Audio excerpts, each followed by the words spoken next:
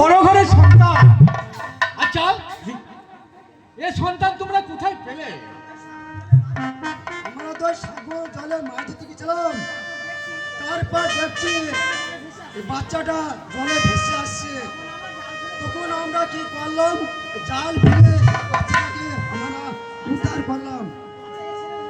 আচ্ছা, এই ছেলের মূল্য কত দিতে হবে? আপনি বিবেচনা করে দেন। হ্যাঁ, তোমরা কজন আছো? আমরা দুজন আছি মহারাজ। ঠিক আছে, তোমাদের দুজনকে 10 কোটি টাকা দেওয়া হবে। তাই দিন মহারাজ, তাই দিন।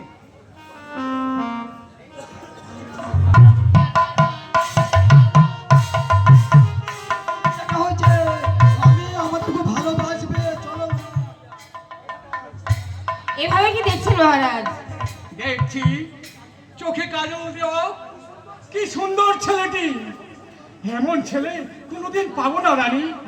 নাও নাও রানী, নাও এই ছেলেটাকে তুমি কোলে তুলে নাও। আর তোমার মেয়েকে যেমন ভাবে মানুষ করছো, ঠিক এমনি ভাবে এই ছেলেটাকেও মানুষ করো। ভগবান যেন ওদের মঙ্গল করে। ঠিক আছে মহারাজ, আমার করে যখন ছেলে পেলে নেই, তাহলে এই সন্তানটাকে আমি নিজের সন্তান মনে করে আমি আমার মতো করে মানুষ করে নেব। রানী, বলুন মহারাজ। চুপ করো, চুপ করো।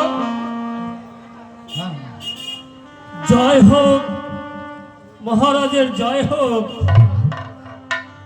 কি সংবাদ দিল? তোমার নাম কি? আমার নাম সত্যবান। কি চাও তুমি এখানে? আমি একটা চাকরির জন্য এসেছি মহারাজ। দেখো সত্যবান,